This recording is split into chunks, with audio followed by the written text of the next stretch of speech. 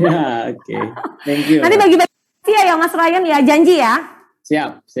Oke. Selain Mas Ryan, malam hari ini yang juga sudah teman-teman tunggu, Bapak Ibu tunggu adalah juru bicara Satgas dan vaksin COVID-19, sosok dokter yang sangat spesial, sangat menawan. Saya akan langsung sapa Dr. Reisa Broto Asmoro. Dr. Reisa, selamat malam. Halo, selamat malam semuanya. Assalamualaikum. Selamat malam. Apa kabar, Dok? Mbak Putri. Sehat, Mbak Putri sehat. Selamat malam, Mas Rian. Halo. Alhamdulillah. Aduh, seneng banget loh hari ini bisa ketemu dengan dua sosok menawan yang ada di hadapan Bapak dan Ibu sekalian. Jadi kita bakal ngobrol santai aja malam ini. Saya akan bertugas untuk membacakan daftar pertanyaan yang sudah masuk dari para pendaftar partisipan yang bergabung malam hari ini. Dr. Reisa izin, Mas Rian juga izin ya, boleh ya? Siap. Yang pertama, semua pada penasaran tanya kabar Dr. Reisa dan Mas Ryan. Dr. Reisa cerita dulu kesibukannya beberapa waktu terakhir. Boleh? Kesibukannya ya, masih tetap kerja seperti biasa, masih jadi ibu yang nemenin anaknya school from home, ya, dua-duanya harus ditemenin, didampingin. Wow. Masih ngerjain juga, bantu di pemerintahan, jadi juru bicara, itu sih. Luar biasa. Ini sih super mom, ini super woman, ini luar biasa, Dok. Inspirasi buat saya. Mudah-mudahan betul. Mas Ryan, apa kabar beberapa waktu terakhir dengan fluktuasi ekonomi dunia? Gimana? Hati dan dompet dan rekeningnya apa kabar? Iya, jadi sebenarnya sih saya dalam kondisi saat ini baik-baik saja dan saya juga selalu menularkan semangat yang sama karena kita juga ingin semuanya segera berakhir. Tapi saya sebenarnya di 2 tahun terakhir ini banyak sekali mengambil kegiatan-kegiatan yang tadinya saya nggak bisa lakukan, yaitu adalah belajar lebih banyak. Jadi seperti tahun ini saja saya beberapa mengambil sertifikasi dari luar negeri ya. Syukurnya dulunya nggak bisa online, sekarang jadi bisa online dan itu adalah sesuatu yang harus kita ambil positif. Kalau kita ambil negatifnya terus kita akan jadi orang yang nggak kemana-mana dan malah setuju banget. Setuju. Ini soal sudut pandang dan selalu ada hikmah dari setiap peristiwa yang kita lalui. Betul ya Dok? Betul ya Mas Ryan ya? Setuju. Oke. Karena tema kita malam hari ini kan bicara soal investasi, kesehatan dan kemapanan. Yang secara spesifik kalau bicara mapan tuh finansial. Ada pertanyaan menarik, tapi sebelum bicara soal itu, kita mungkin perlu sepakati makna investasi itu sendiri. Saya buka Kamus Besar Bahasa Indonesia dan saya dapati makna ini merupakan usaha untuk menanam modal, jadi butuh modal untuk bisa mendapatkan keuntungan. Dan biasanya kalau bicara investasi, keuntungannya bukan sekedar hari ini dan besok, tapi bisa panjang gitu. Nah sekarang kita spesifik bicara soal investasi kesehatan dan juga investasi finansial. Saya mau cerita dulu tentang lebih ke menggali dulu. Karena banyak orang itu kan mikir, kayaknya kalau masih muda Dok, makan itu bisa seenaknya. Mumpung muda, makan bisa nggak usah pilih-pilih. Tapi saya juga dengar seseorang yang bijak bilang, investasi sehat itu harus dimulai sejak dini. Saya pengen Dr. Reisa mengawali pemahaman investasi dari sisi kesehatan itu idealnya dimulai sejak kapan dan bagaimana strategi untuk manusia itu hidup sehat. Karena itu nggak mudah. Iya, betul. Saya setuju sekali tuh, karena memang yang nomor 1 sebenarnya buat kita semua harus sehat dulu ya. Kita nggak bisa ngapa-ngapain kalau kita nggak sehat, ya kan? Mau investasi juga kalau nggak sehat bingung caranya gimana. Jadi harus dimulai dengan kesehatan. Kita dari kecil sudah diajarkan sebenarnya Mbak Putri ya tentang perilaku hidup sehat. PHBS sebenarnya, perilaku hidup bersih dan sehat. Jadi basicnya adalah itu, key-nya adalah itu. Mau kita menghadapi penyakit infeksi menular yang luar biasa seperti sekarang ini, atau kita menghadapi penyakit karena pola hidup, ya semua itu basicnya dari cara kita melakukan gaya hidup kita sehari-hari, harus seperti apa. Kalau penyakit menular kan kita harus, poin utamanya adalah jaga kebersihan, ya kan? Dengan prokesnya kita sehari-hari. Kalau tidak menular gimana? Ya jaga dari dalam yang lebih utamanya. Jadi keseimbangan kita menjalani PHBS itu yang sebenarnya harus diterapkan dalam kehidupan sehari-hari. Dan dimulai dari kapan? Dari sedini mungkin, dari usia masih bayi sampai sebelum bayi di dalam kandungan 1000 hari pertama kehidupan itu juga harus sudah diperhatikan dengan baik gitu. Jadi secepat mungkin kita bisa menjalani gaya hidup yang sehat itu akan makin baik.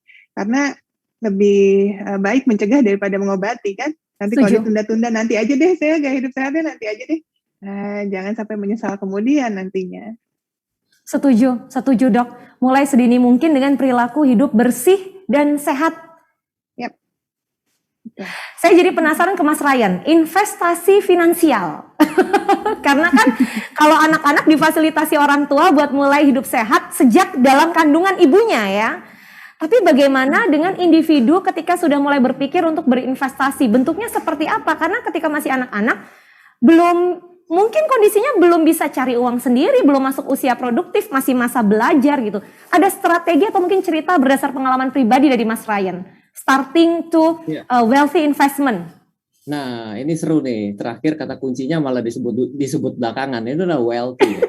Wealthy ini kan adalah suatu kata yang lebih luas maknanya. Di mana sebenarnya kita ini perlu sadar dalam hidup kita itu apa sih yang dimaksud dengan aset.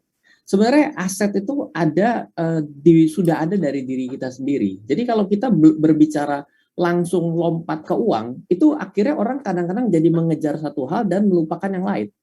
Kalau kita bicara dengan paling sederhana ya, di era-era seperti hari ini, kita jadi sadar bahwa aset yang paling besar dalam kehidupan kita ya diri kita.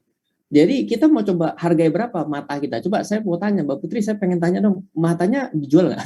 Tiba-tiba, aduh. Enggak dong Mas Ryan. Enggak, buat saya. Iya. Jadi artinya kan ini adalah aset gitu. Nah kalau kita tidak bisa menjaga ini, maka biasanya kita akan membayar mahal.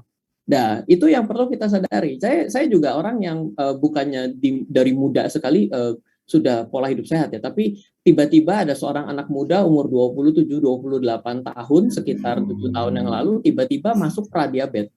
Dan saya padahal juga olahraga yang setiap hari olahraga gitu. Nah, berarti saya juga selebor di sana. Nah, banyak orang yang tidak sadar bahwa investasi itu kalau tidak bisa dijaga dalam 3 kata kunci, maka dia akan jadi masalah. 1, dia harus bisa menjaga kesehatan. Ini adalah aset. Yang kedua adalah keuangan. Kenapa? Kalau dia itu tidak sehat, maka uangnya habis. Kalau dia tidak punya uang, dia juga nggak sehat. Coba aja stres segala macam kan juga akhirnya jadi masalah juga.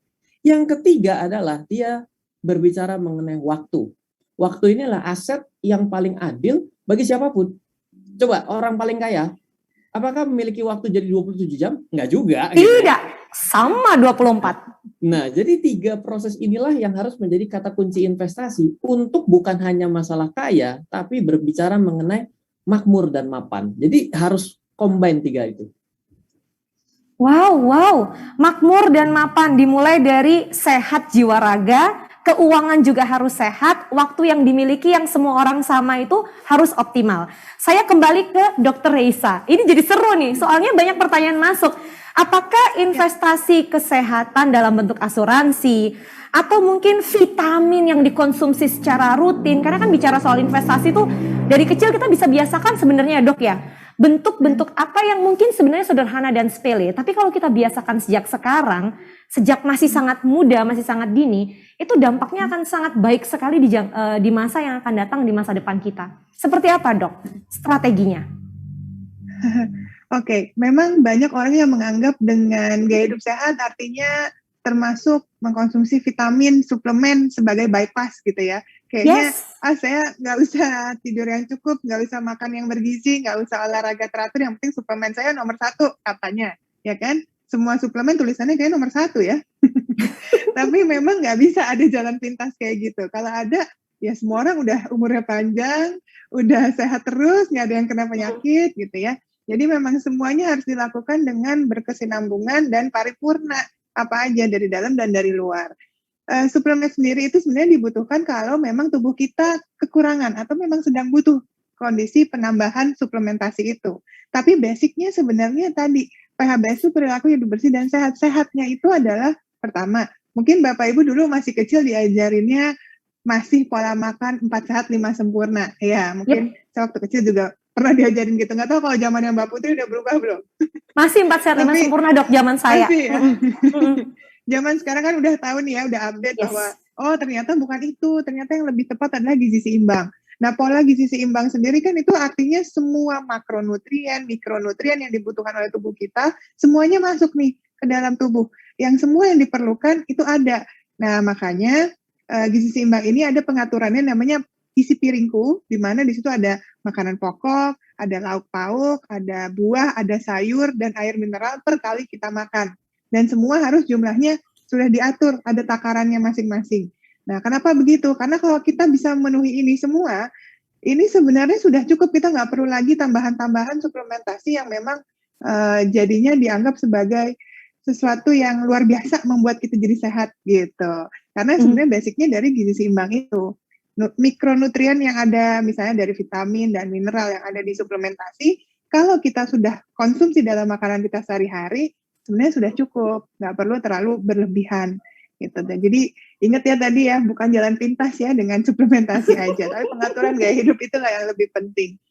Terus ada lagi satu lagi poin penting adalah mengurangi radikal bebas. Nah, kita ini hidup di zaman yang serba cepat, serba fast food, serba makanan instan gitu ya. Jadi banyak sekali makanan-makanan yang seperti itu akhirnya menciptakan efek samping radikal bebas. Nah, radikal bebas ini sebenarnya yang bisa membuat kita jadi lebih mudah sakit, imunitas jadi turun, penyakit-penyakit tidak menular yang berbahaya seperti penyakit jantung, penyakit kanker, diabetes mellitus, itu bisa disebabkan oleh radikal bebas yang jumlahnya berlebihan di tubuh kita.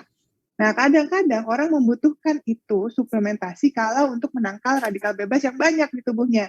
Jadi dimasukin nih antioksidan dan lain-lain. Tapi kalau sebenarnya kita tarik kembali gitu ya ke asalnya, kalau kita bisa mencukupi gizi seimbang yang baik, tidak banyak radikal bebas yang kita konsumsi, makanan yang bagus, nggak perlu sampai ke sana gitu kan, nggak perlu sampai solusinya yang lain, efek sampingnya, tapi dari basicnya dulu, core-nya sendiri itu udah mencukupi dengan baik gitu. Jadi paling benar adalah pola hidup sehat. Wow, saya dengerin ini berarti untuk sehat sebenarnya nggak harus mahal ya dok. Mending tabungannya buat keperluan lain karena pola hidup sehat itu bisa kita lakukan dari hal-hal yang sederhana yang tadi dokter bilang, tidak harus konsumsi suplemen kalau apa yang kita konsumsi secara gizi sudah seimbang. Nah, nyambung dan dari sini Mbak Putri, satu poin lagi yang tadi saya suka, nggak harus mahal ya. Karena banyak orang berasumsi makanan sehat pasti harus yang mahal-mahal. Mau yang mengandung organik misalnya. Organik misalnya, atau makanan misalnya DHA-nya tinggi gitu ya. Orang kepikiran, oh salmon gitu kan. Yes. Oh ikan-ikan yang nggak ada di Indonesia gitu kan. Padahal di Indonesia sendiri juga banyak gitu ikan-ikan air tawar bahkan yang ada di sekitar kita yang mengandung DHA banyak gitu kan. Atau makanan-makanan yang, oh kayaknya oat ini bagus ya, nggak ada di Indonesia juga. Gandum-ganduman gitu kan. Oh ini seratnya tinggi dan lain-lain. Wow, kita padahal di Indonesia punya superfood yang sampai mendunia, yang ada di sekitar kita nggak kita lirik, ya kan? Tahu tempe misalnya. Gak murah, mudah ditemukan di mana-mana di sini gitu. Jadi balik lagi, idealisme sehat ini harus dikembalikan ke tempat di mana kita berada supaya tadi nggak jadi mahal jadinya hidup sehat itu. Wow, menarik. Jadi mikir nih, Mas Ryan. Berarti kalau buat pola hidup dan gaya hidup sehatnya bisa sesuai dengan kemampuan kita, tabungannya bisa diinvestasikan dalam bentuk lain. Nah, sambil kita jaga kesehatan nih, Mas Ryan cerita dong. Kalau memang kita secara finansial itu bisa balance ngatur keuangan. Kiat-kiat buat yang memulai berinvestasi, let's say nih, anak-anak sekarang nih ya, SMP udah jadi dropshipper, SMA udah jadi YouTuber, omsetnya luar biasa. Kemana harus memposkan dana tabungan yang dimiliki supaya optimal?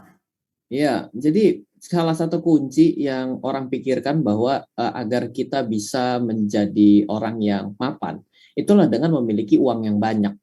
Itu adalah pemahaman yang sama berpikirnya bahwa kalau orang minum banyak vitamin adalah orang yang sehat gitu ya. Jadi itu pemikiran yang salah, bahwa ketika kita itu punya uang yang banyak tapi kita tidak bisa mengaturnya, tidak bisa membuat persentase yang baik, maka uangnya itu ya habis untuk mencukupi bukannya namanya kebutuhan tapi adalah keinginan.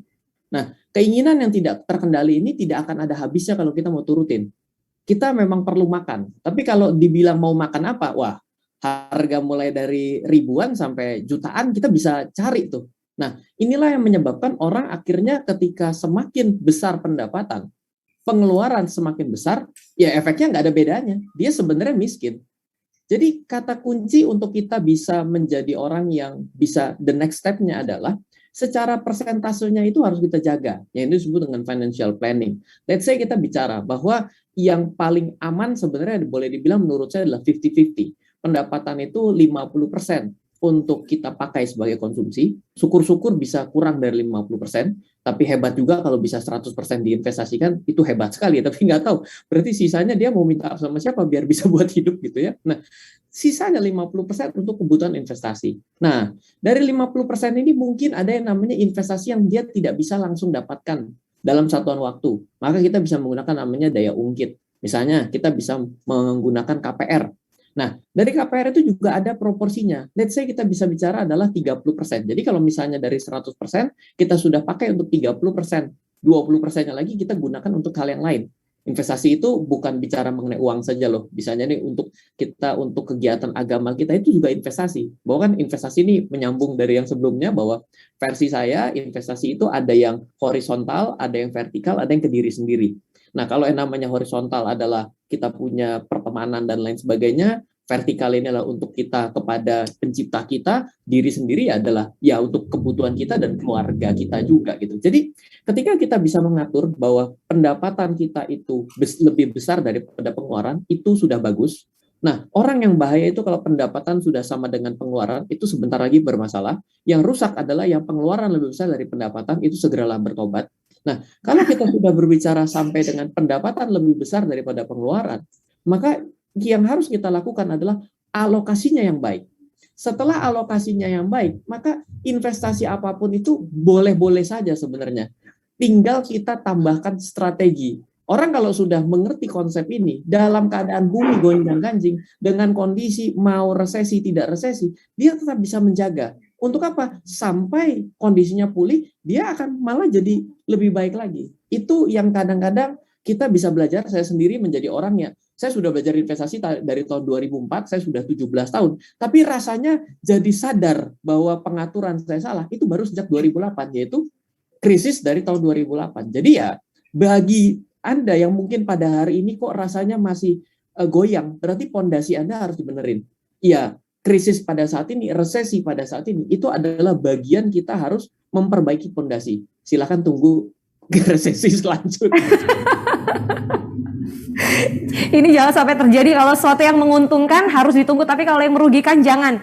Dok, nyambung sama ini nih, pendapatan harus selalu lebih besar dari pengeluaran. Nah, dari sudut pandang Dr. Reisa, supaya gizi yang masuk itu lebih banyak yang diserap daripada yang keluar, atau bahkan mungkin yang tadi dokter sebut ya, junk food salah satu yang ya kalau sekali dalam sebulan boleh nggak sih dok? Atau cake tuh yang manis-manis, ice cream gitu yang sekali dalam sekian waktu boleh nggak sih dok? Nah, biar balance gitu, tetap bisa seneng-seneng tapi juga tetap sehat. Ada triknya nggak buat cheating tapi healthy cheating? Oke, gini, jadi memang pola hidup kita harus diajarkan dengan pola diet yang tepat. Pola diet itu tergantung dengan kondisi fisik masing-masing. Jadi diet itu namanya pengaturan pola makan. Ketika seseorang itu mengambil satu jenis diet tertentu, itu harus sesuai dengan kondisi badannya. Jangan ikut-ikutan. Ini lagi ada yang tren nih, kayak tadi sempat dibilang nih, keto misalnya ya, atau diet apa yang lain gitu, mau ikut-ikutan. Food combining misalnya dok. Dengan misalnya. Belum tentu sesuai dengan kondisi tubuhnya. Jadi memang kita harus memastikan dulu kita siap nggak nih untuk melakukan satu pengaturan pola makan tertentu yang mau diterapkan dalam kehidupan sehari-hari. Nah, kalau kita ternyata baik-baik saja, sebenarnya tidak harus, misalnya kan kalau orang mau keto tuh harus nurunin jumlah dalam tubuhnya dalam waktu singkat gitu kan.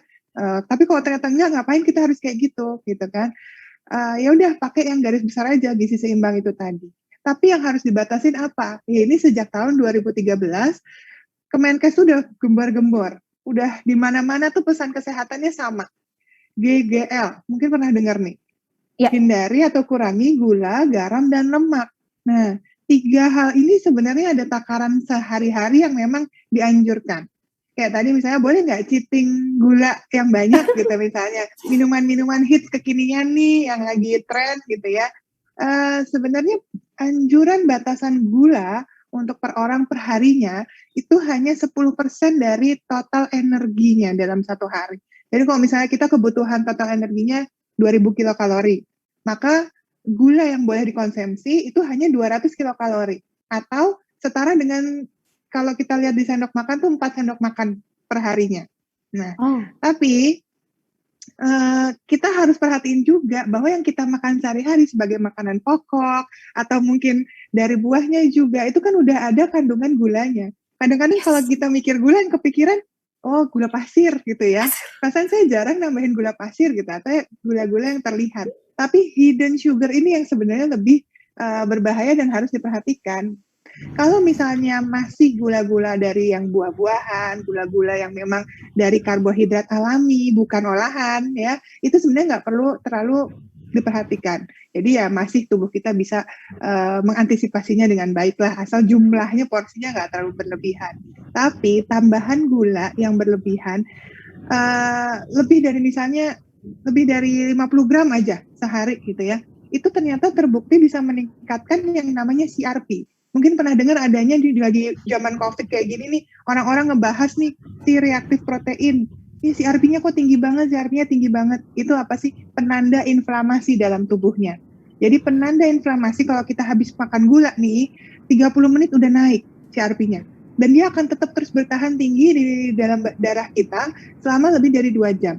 Makanya tambahan gula yang berlebih itu tadi, itu sangat erat berkaitannya dengan peningkatan peradangan di dalam tubuh. Dan kalau berlebihan terus-menerus, misalnya yang namanya gula itu kan edik ya sebenarnya. Kita makan gula, pasti pengen craving terus, pengen lagi, sekali cheating, besoknya berapa hari lagi cheating lagi sekali, akhirnya terus-terusan.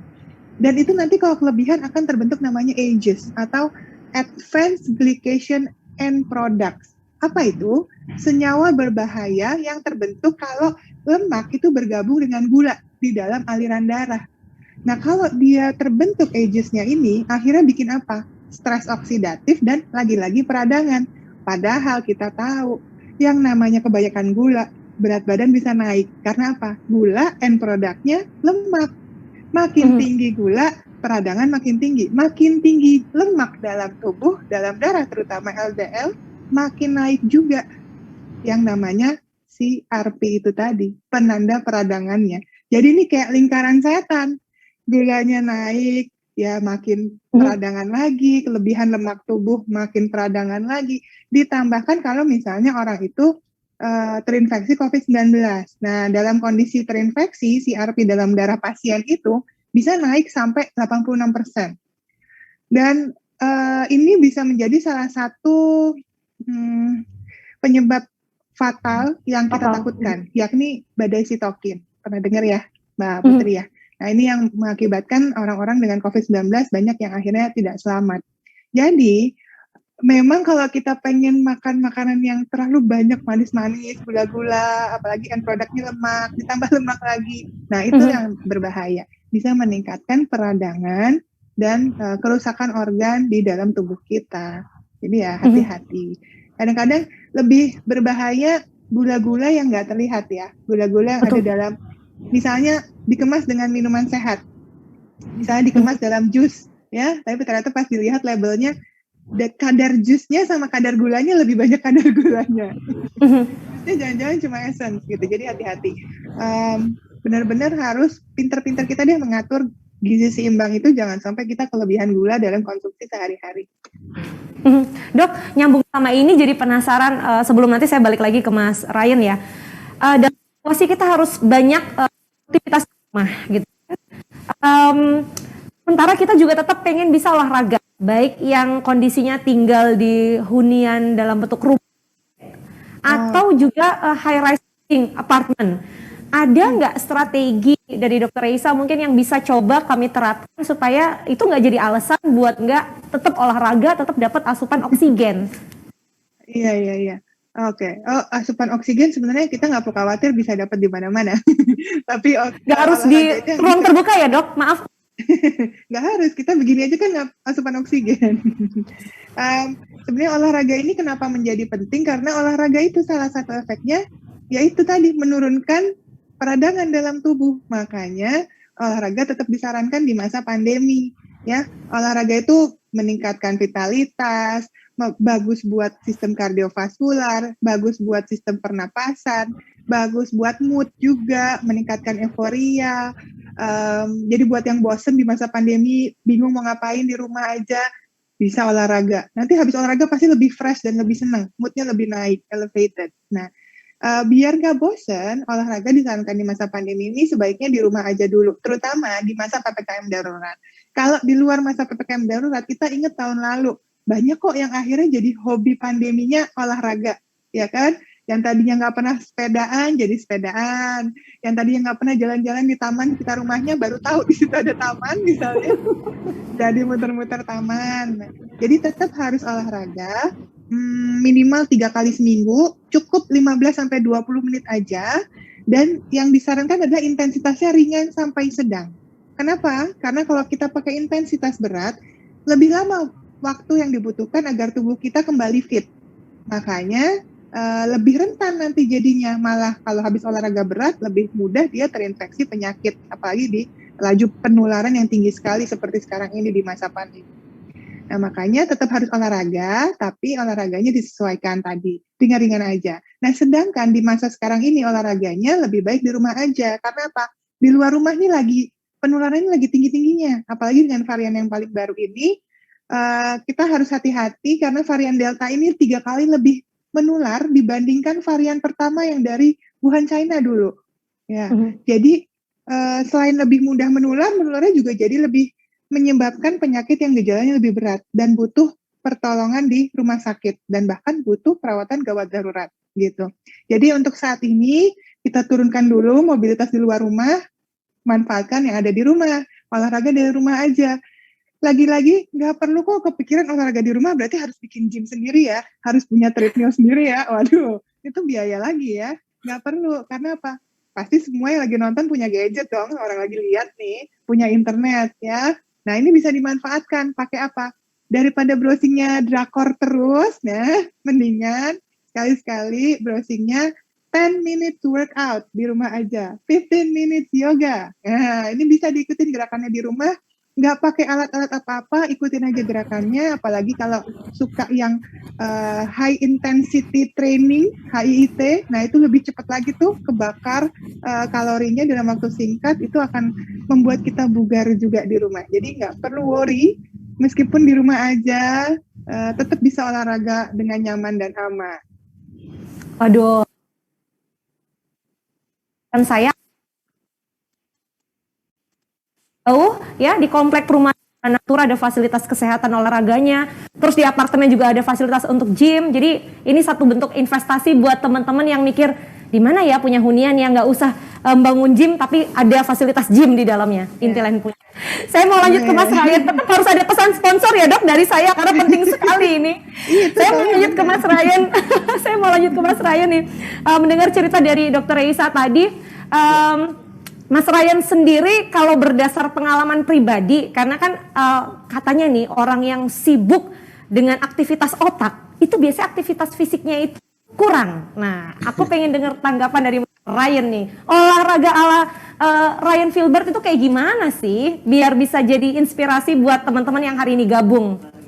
Wah, saya ini memang dari muda suka olahraga ya. Jadi kalau hari ini saya di rumah ya, dengan adanya pandemi ini malah saya justru lebih rajin dan lebih teratur. Kalau saya per hari itu rata-rata skipping di 5-10 menit dur.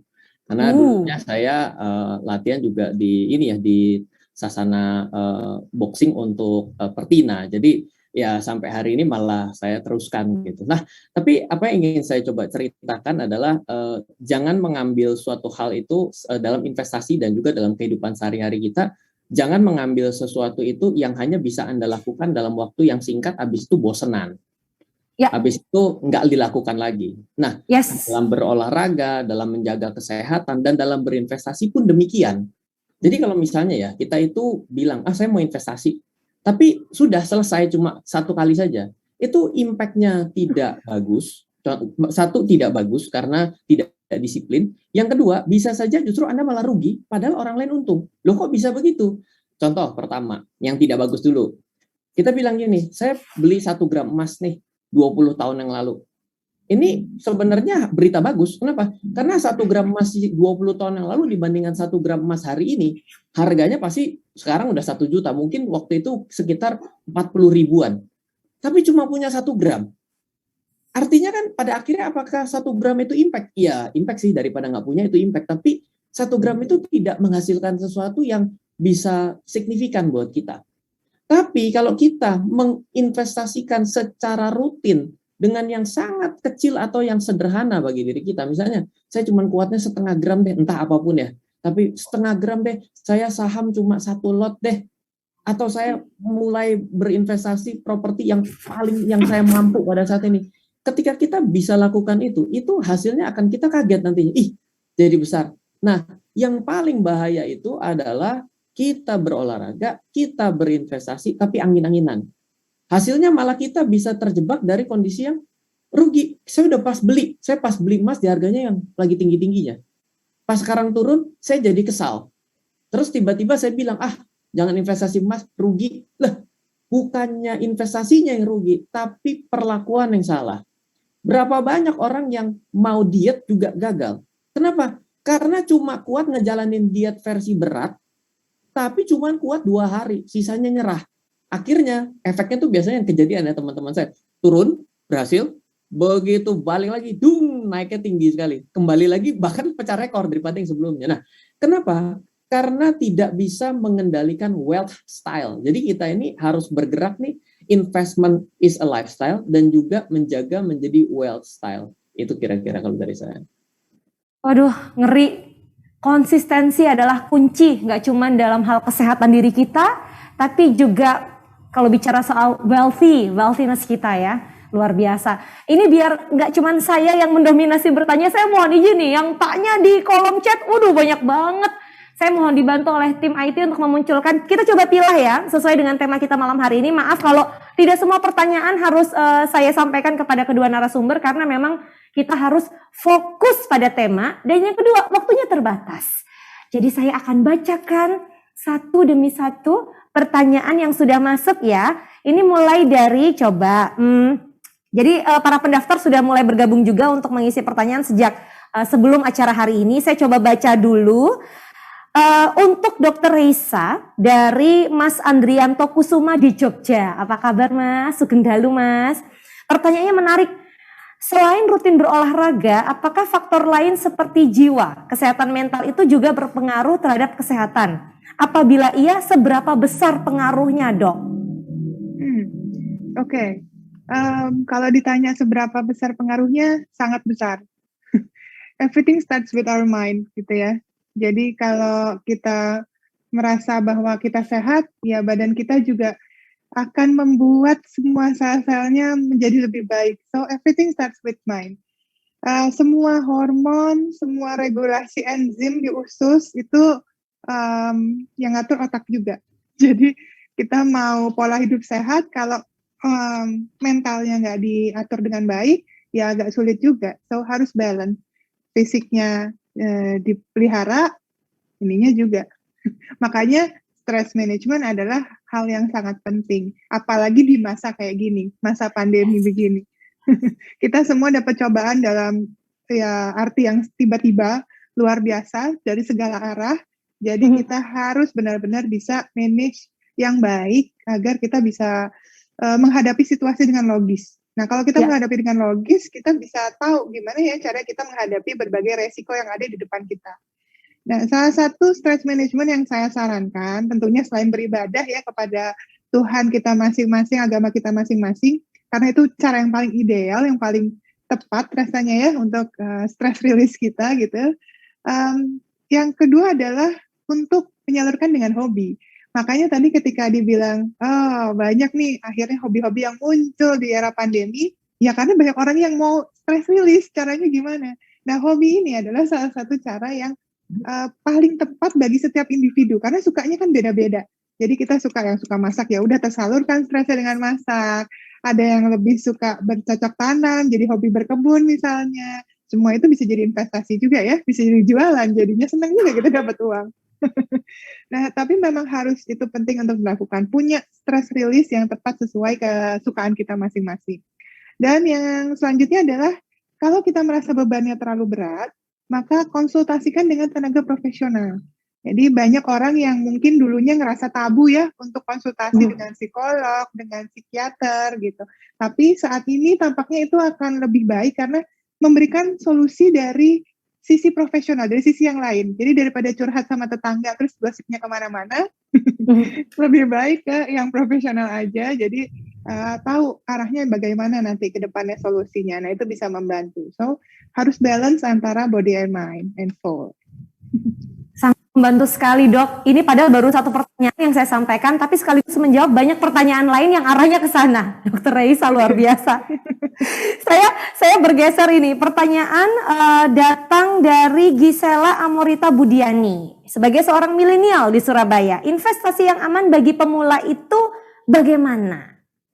Iya, Mas Wair. investasi yang aman ya, baik. Kalau saya akan coba jelaskan dengan dua sudut pandang. Yang pertama, bila saya harus membuat sebuah bagan sederhana, bagaimana caranya kita langkah-langkah untuk bisa berinvestasi itu dibagi menjadi 3. Yang pertama disebut dengan money booster, kedua disebut dengan protect your profit, yang ketiga adalah creating wealth.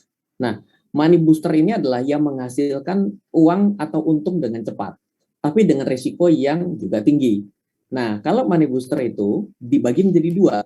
Satu, kita bisa pada pasar modal dan turunannya. Yang kedua ini adalah pada sektor real.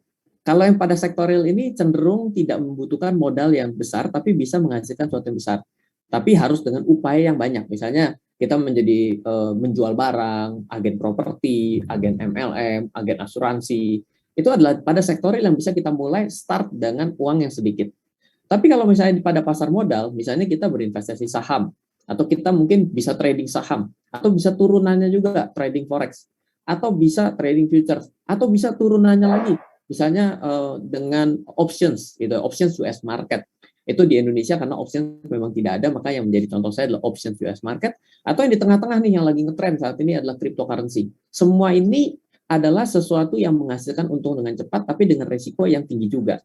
Nah, kalau bicara yang aman, maka jawabannya yang kedua nih, yaitu protect your profit. Protect your profit itu dimulai dari yang paling aman ya. Satu adalah surat berharga dari negara kita, ya surat hutang gitu ya. Lalu ada juga yang retail, obligasi retail. Nah, obligasi retail ini cenderung bisa kita miliki karena dengan pecahan yang kecil, mulai dari 1 juta.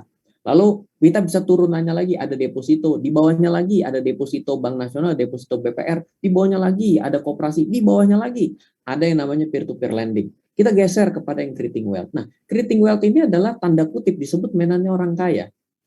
Yaitu ada 3 saja. Yaitu satu adalah properti yang produktif, ya. Yang kedua itu adalah bisnis dan akuisisi. Yang ketiga adalah namanya hedging. Nah, jadi kalau misalnya tadi Mbak bertanya bahwa saya ingin yang aman, oke, berarti kalau yang aman itu yang kedua. Tapi kalau yang ada di bagian yang kedua, jangan harap bisa menghasilkan untung yang besar-besar.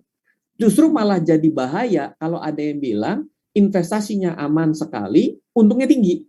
Itu biasanya malah bablas kalian.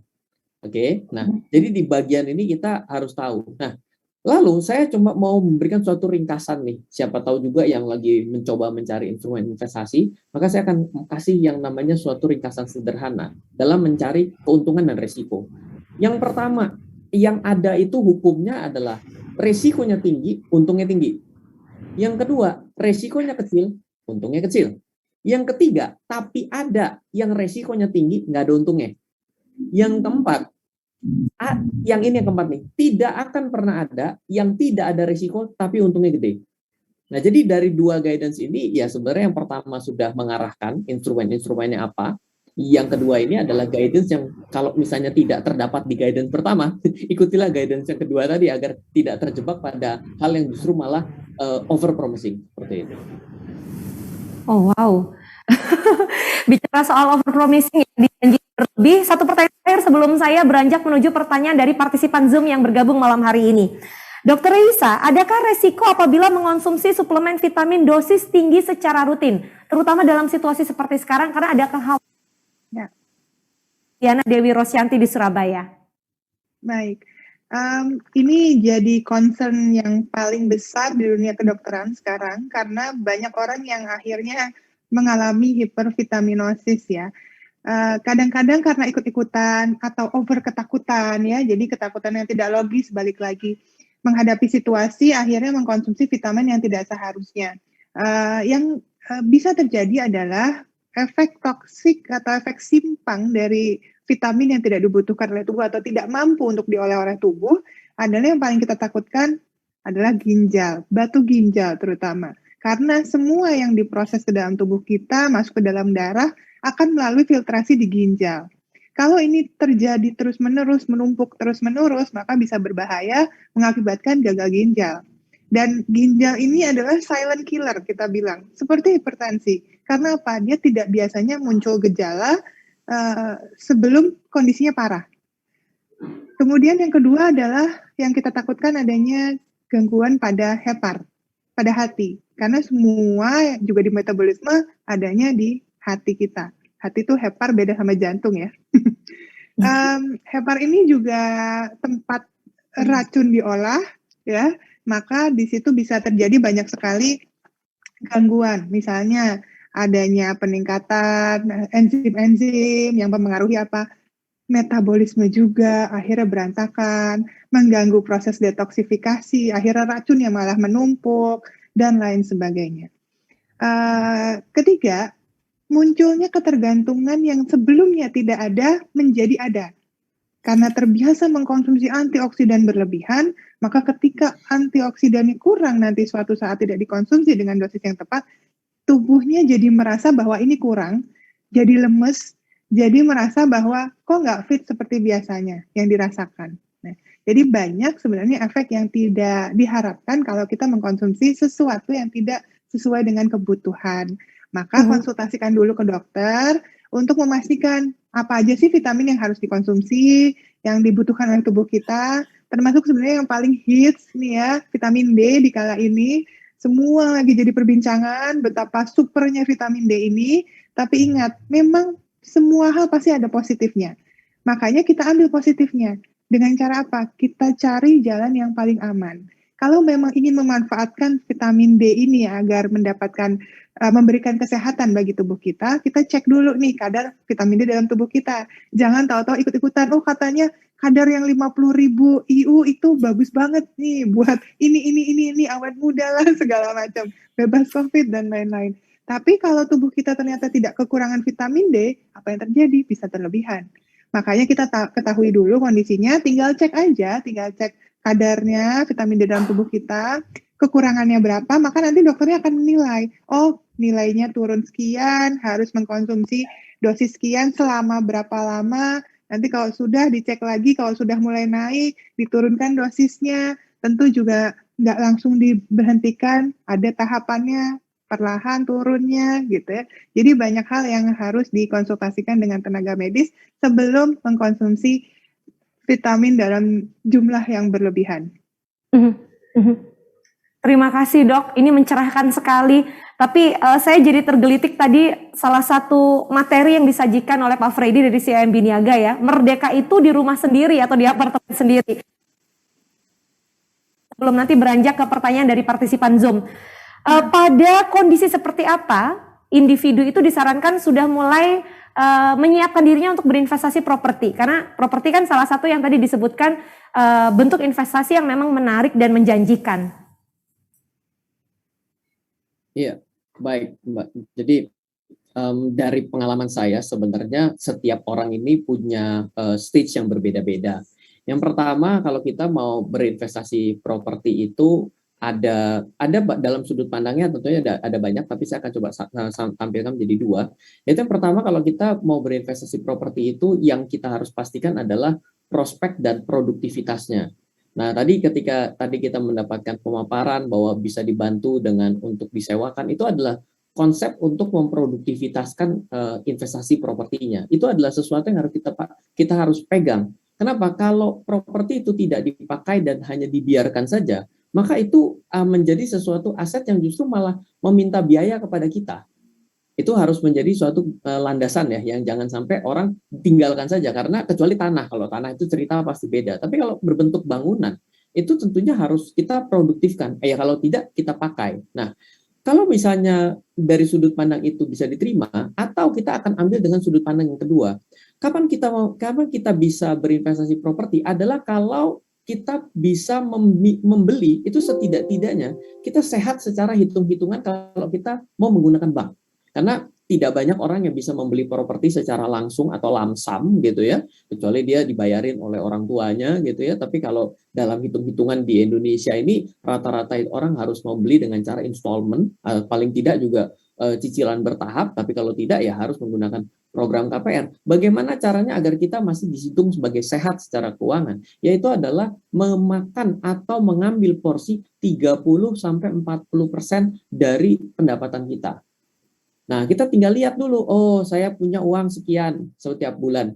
Oh 40%-nya sekian. Misal ya, oh ntar 40%-nya adalah 4 juta. Ya sudah, berarti coba carilah properti yang sesuai dengan keinginan Anda atau spesifikasi yang Anda butuhkan ya, dengan cicilan yang masuk. Ya. Nah, biasanya banyak yang enggak yang terjadi gap. Nah, kalau terjadi gap ini ya Anda mesti memperpanjang durasinya atau ya perbesar DP-nya. Biasa kan seperti itu. Oh, sangat bijak sekali untuk menjawab dan dengan melihat jauh ke dalam diri ya. Bagaimana kemampuan kita secara finansial sehat sehingga 30% diantaranya memang apabila sudah waktunya, sudah sesuai kebutuhan juga harus diposkan di tempat yang tepat, salah satunya properti. Oke, saya bergeser ke pertanyaan partisipan Zoom hari ini. Ini yang udah gak sabar ditunggu jawaban pertanyaannya. Saya punya waktu sekitar 15 maksimal 20 menit untuk sesi Q&A. Saya bacakan dulu pertanyaan pertama. Siapakah gerangan yang bertanya malam hari ini? Dari Yos Tangel, selamat malam. Dokter mau bertanya, jika nanti setelah membeli rumah, bagaimana cara penerapan protokol kesehatan saat pertama kali menempati rumah baru ini? Wih, senang banget. Berarti baru beli rumah ya. Selamat. Oke, sebenarnya protokol yang paling tepat adalah kita pastikan dulu kondisinya semua bersih ya.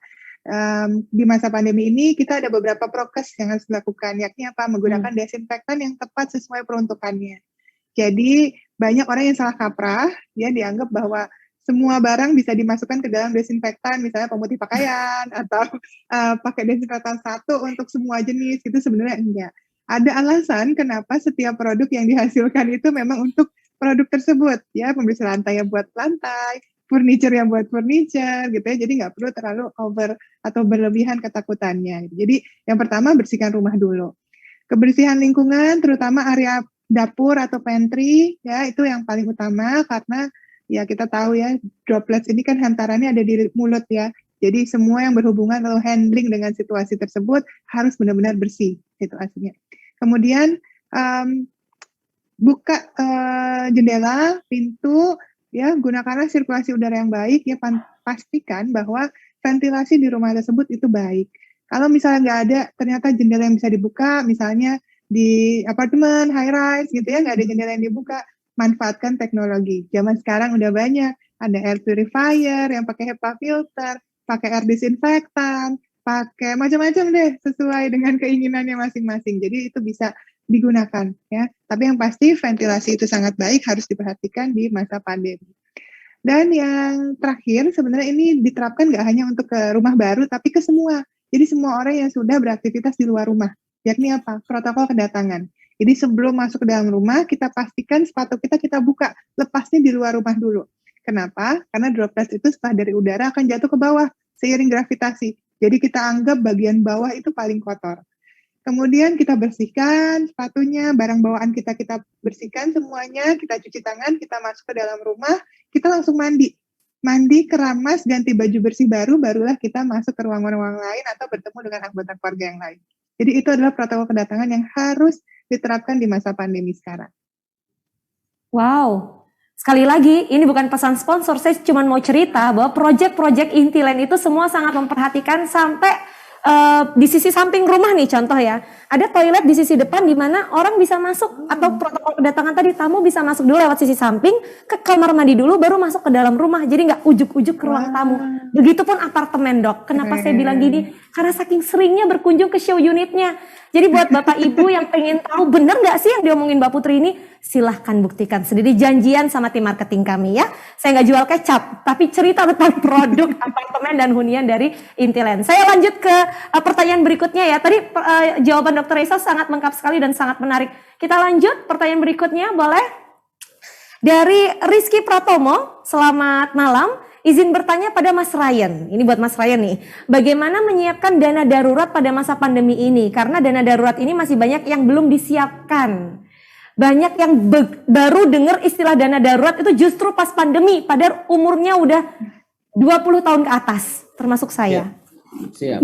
Ya, jadi sebenarnya kalau kita mengenal konsep daripada dana darurat ini kan sebenarnya adalah konsep yang ada di dalam financial planning, bahwa ada beberapa aliran yang mengatakan pertama adalah jangan berinvestasi dulu tapi penuhi dulu dana daruratnya.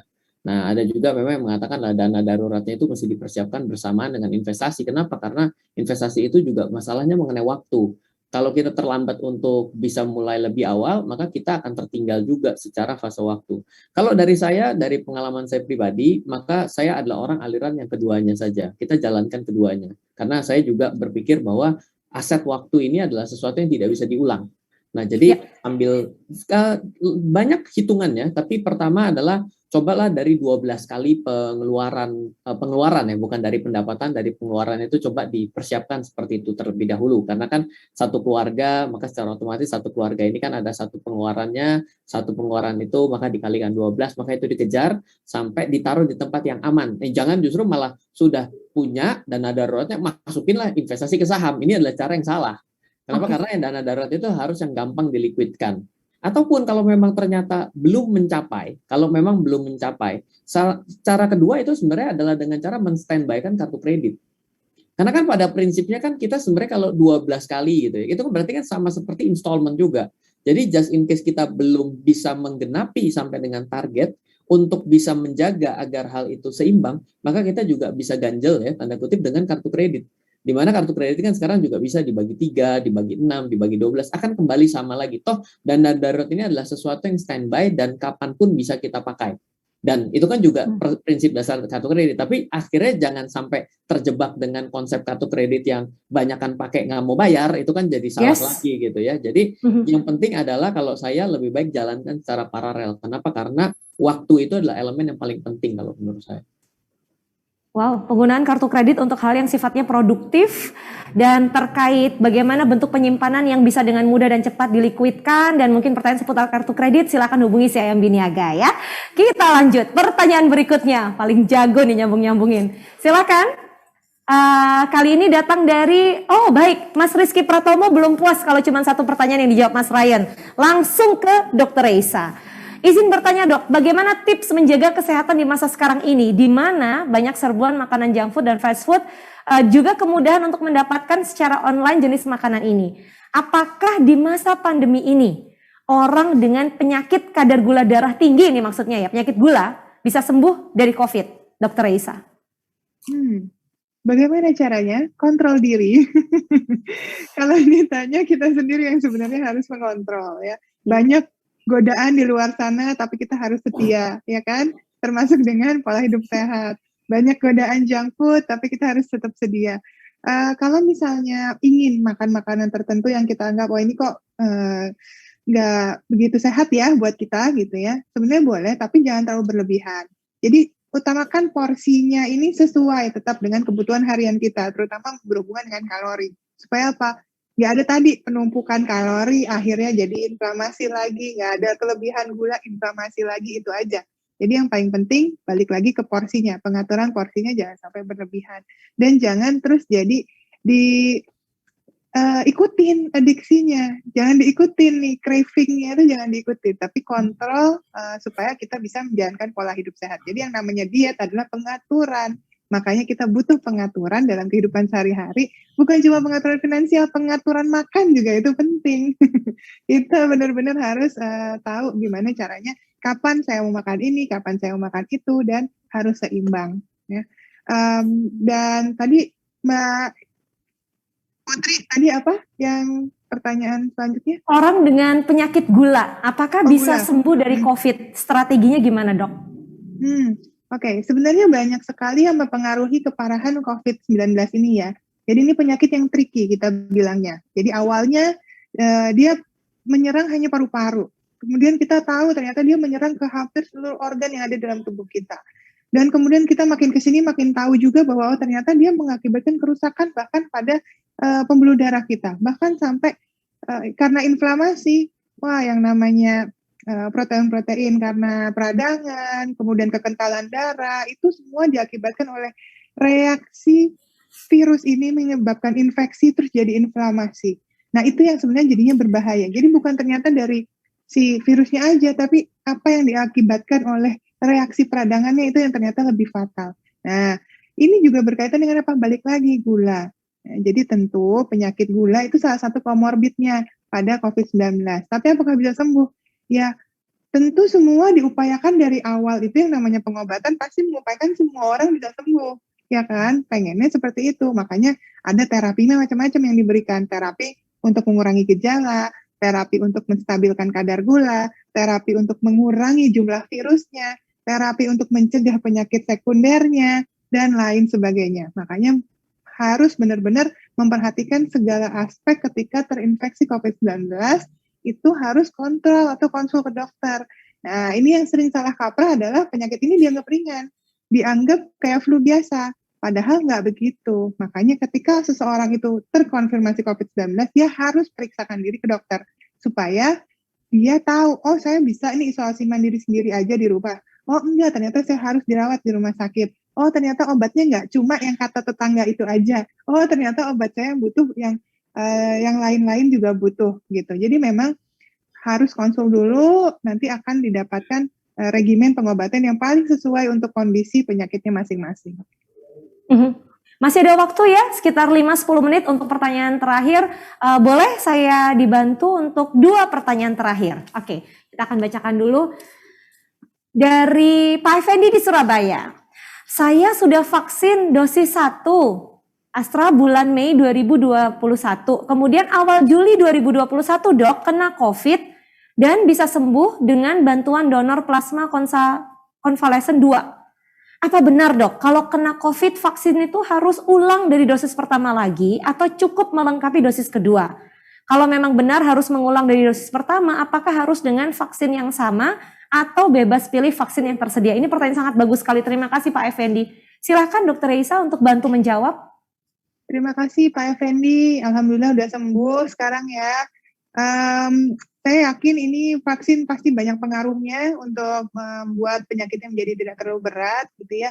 Jadi tetap harus dilanjutkan ya, meskipun sudah pernah terinfeksi, tapi penyuntikan dosis keduanya itu dilakukan 3 bulan pasca dinyatakan sembuh.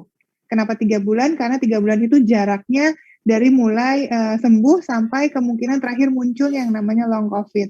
Gitu. Saya harap sih Mbak Effendi nggak mengalami ya gejala-gejala long COVID ini, tapi untuk amannya adalah 3 bulan pasca sembuh, suntik dosis keduanya sebaiknya tetap dilanjutkan dan aman-aman aja nantinya, agar mendapatkan proteksi yang lebih baik lagi juga dalam jangka waktu yang lebih panjang juga. Untuk dosis kedua dengan vaksin yang sama ya dok ya, memang harus dianjurkan? Harus dengan vaksin yang sama. Sampai saat ini mungkin banyak yang berasumsi, boleh nggak ya saya suntik pertama ini, kemudian yang lain yang ini gitu ya.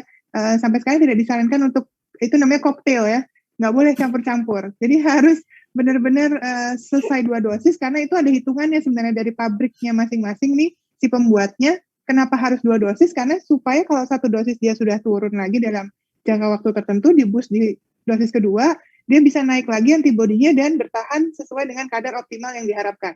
Makanya harus selesai 2 dosis untuk 1 merek. Jawaban untuk Pak Effendi, tidak mengulang dari vaksin pertama ya Pak, tapi melanjutkan 3 bulan setelah sembuh, dinyatakan sembuh. Oke, 1 pertanyaan terakhir. Wah, saya tahu ini banyak sekali pertanyaan masuk, tapi teman-teman sekali lagi tim harus memilah pertanyaan yang paling sesuai konteks dan tema perbincangan kita malam hari ini. Oke, pertanyaan terakhir yang akan dimunculkan dari teman-teman adalah berasal dari Bapak Tumpal Sulaiman. Selamat malam Pak Tumpal. Pertanyaan ini untuk Mas Ryan. Bagaimana? Wah, ini pertanyaan menarik nih. Meningkatkan imun. Karena kalau imun tubuh, tadi Dr. Reza udah cerita banyak. Tapi ini imun income di era pandemi. Gimana nih Mas Ryan? Iya, baik. Kalau bagi orang-orang yang mungkin menjadi seorang pekerja, tentunya kita juga pasti harus punya yang namanya pengaturan keuangan yang baik. Nah, sehingga secara otomatis kalau pengaturan keuangan yang baik, maka secara otomatis kita menjadi lebih sustain dalam keadaan apapun. Nah, ya yang paling penting itu adalah kita juga tetap bisa mengalokasikan untuk investasi. Karena banyak sekali dari teman-teman di sekitar saya gitu ya, ketika tahun 2020 juga ternyata dia di PHK gitu ya. Itu yang terjadi adalah mereka bisa kembali bekerja dalam beberapa bulan setelah itu lagi kembali ya. Itu ya karena mereka sudah memiliki asetnya itu yang digunakan untuk bisa membuat dia hidup dan juga dana daruratnya. Jadi ya tentunya itu menjadi suatu ketahanan. Nah, tentunya kalau misalnya kita bergesernya kepada orang yang memiliki usaha yang sendiri gitu ya, maka ini adalah saatnya untuk ya anggaplah ini sebagai suatu stress test. Nah, stress test ini kadang-kadang membuat kita tahu apakah kita punya fondasi dalam sudut pandang keuangan ini baik. Apakah hutang kita selama ini memang benar adanya sudah cukup proper atau tidak. Kalau misalnya tidak ya saat ini saat yang tepat untuk restrukturisasi ataupun juga Anda bisa mengerem sesuatu yang selama ini efisiensinya kurang dan Anda bisa mengambil efisiensi. Selanjutnya lagi juga Anda berpikir bagaimana caranya untuk melakukan namanya hedging. Nah, hedging ini ya kalau dalam pribadi kita bisa lakukan, perusahaan tentu apalagi kalau misalnya dalam pribadi itu biasanya hedging itu selalu pikirkan yang namanya diversifikasi usaha ataupun juga mulai membuat suatu inovasi karena dengan seperti itu ketahanan kita untuk bisa tetap memiliki pendapatan itu sebenarnya dari sana arahnya. Jadi kalau misalnya dari inovasi lalu juga kita dari mendiversifikasi itu pada akhirnya secara tidak langsung membuat kita tahan dengan berbagai macam hal. Nah, satu lagi yang penting sebenarnya adalah dalam kondisi seperti ini jadilah orang yang positif. Tadi juga dokter juga sudah kemukakan bahwa sesuatu itu datangnya dari pemikiran kita. Nah, tapi jangan menjadi orang yang kelewat optimis. Nah, kalau orang yang dalam sudut pandang keuangan dia kelewat optimis, dia bisa bilang seperti ini, ya sudah deh, saya akan ngutang sebanyak-banyaknya deh, saya akan investasi ke saham A. Saya yakin 1 minggu lagi akan naik untuk membayar seluruh hutang-hutang saya. Tiba-tiba dia banyak menjadi spekulatif. Nah, kalau tidak terjadi, apa yang terjadi? Nah, ini yang jadi masalah biasanya. Jadi, yang paling terakhir itu adalah kita positif. Positifnya apa? Kita yakin bahwa pandemi ini akan berakhir. Oleh karena itulah kita mesti jalan dengan sesustain mungkin, memiliki pondasi yang baik. Kalau memang ada yang belum baik, kita benahi sekarang. Ya sampai kapan kita sama-sama semua berharap kalau perlu besok. Tapi kan itu tidak bisa ada di tangan kuasa kita, ada di kita semua. Nah, jadi kita harus memiliki positif yang tinggi, tapi jangan pernah menjadi kelewat optimis, karena optimisme yang berlebih akan menciptakan tindakan spekulatif yang berlebih juga. Baik, sudah terjawab ya. Aduh, menarik sekali nih semua yang tadi disampaikan dan saya yakin waktu 2 jam rasanya kurang kalau ngobrolnya sama Dr. Reza dan juga Mas Ryan Filbert. Tapi kalau boleh saya minta Mas Ryan terlebih dahulu untuk menyampaikan closing statement terkait tema kita malam hari ini sebagai pengingat dan penyemangat penguat buat rekan-rekan yang saat ini sedang berjuang menghadapi pandemi untuk bisa sukses secara finansial sekalipun kondisinya tidak mudah. Apa itu Mas? Silakan. Ya. Resep sehat secara keuangan dan yang membuat kita bertahan dalam semua apapun kita ini harus berpikir bahwa satu, menjaga pendapatan harus bisa kita jaga untuk pengeluaran kita, tapi harus lebih besar pendapatan daripada pengeluaran. Banyak orang yang berpikir bahwa dengan tidak bisa memiliki pendapatan lebih besar pengeluaran adalah dengan cara bekerja dengan lebih keras. Ini adalah kondisi yang menambah risiko baru. Bisa jadi kita tambah sakit. Nah, oleh karena itu berpikirlah untuk lebih kreatif, berpikirlah untuk lebih intensif. Itu yang pertama. Yang kedua adalah Anda harus berpikir dalam keadaan seperti ini, investasi itu banyak yang harganya turun. Nah, investasi yang harganya turun itu adalah waktu yang tepat untuk dibeli. Jangan ketika investasinya sudah mahal dikejar naik. Akhirnya kita bisa terjebak di harga yang tinggi. Jadi dalam keadaan seperti ini, investasi itu justru malah menjadi gampang untuk dipilih. Kenapa? Karena semuanya murah. Nah, investasi itu ada dua. Pertama adalah tidur pun harganya naik. Yang kedua adalah tidur pun uangnya datang. Nah, kalau misalnya investasi apa yang tidur pun harganya naik, tidur pun mendatangkan uang, ya salah satunya adalah properti. Kenapa? Kalau properti itu kan kita tidur harganya bisa naik, ketika tidur kalau harganya naik kita bisa dapat sewa, uangnya datang. Ya seperti properti, seperti saham itu juga sama. Jadi kita harus bisa melihat bahwa ini adalah suatu peluang. Lo tadi juga di awal presentasi CIMB juga sudah mengumumkan kan, wah ini adalah bunga terendah sepanjang berkarir. Wah, saya juga melihat begitu karena memang tren suku bunga rendah sekali seperti itu. 2,75% fix selama 2 tahun untuk proyek-proyek Intiland harus dimanfaatkan malam hari ini ya. Klik and stay.intiland.com. Dr. Reisa Broto Asmoro sebagai penutup, saya mohon resep sehat ragawi dari Dr. Reisa. Terima kasih banyak untuk semuanya yang sudah hadir pada malam hari ini dan masih tetap terus semangat di tengah-tengah pandemi yang sudah berjalan hampir setengah tahun ini ya kita lewati bersama dan masih terus berlangsung hingga saat ini. Saya berharap sih kasus aktif terus menurun, tidak terjadi lonjakan lagi, meskipun nyatanya masih fluktuatif begitu ya, tapi ternyata kalau kita bisa menerapkan protokol kesehatan dengan baik, pasti kasusnya juga akan makin turun dan kita makin bisa kembali produktif seperti dulu lagi. Jadi manfaatkanlah program vaksinasi yang ada di sekitar kita dengan baik. Dengan kita bisa memanfaatkan dan menjalankan prokes yang baik inilah, maka kita bisa menyikapi dan memproses berbagai informasi yang ada, yang kita terima selama ini, dan mampu membuat keputusan dan tindakan yang tepat dalam menghadapi resiko dalam kehidupan sehari-hari. Dan saya harap semuanya tetap semangat, dan ini saatnya kita semua bersatu, bergotong royong, karena saat ini kita sedang menghadapi musuh yang sama, yakni virus COVID-19. Jadi tetap semangat, laksanakan 3M, sukseskan 3T, dan vaksinasi. Luar biasa, bersatu dengan tetap menjaga jarak dan menghindari kerumunan. Untuk saat ini, akan tiba saatnya kita bisa ngumpul kok. Boleh minta aplaus dulu, luar biasa. Di sini nih cuma ada sedikit orang, tapi suara tepuk tangannya kayak 5.000 orang loh. Saking happy-nya ketemu duet maut Dr. Reisa dan juga Mas Ryan bicara banyak soal sehat finansial dan sehat raga.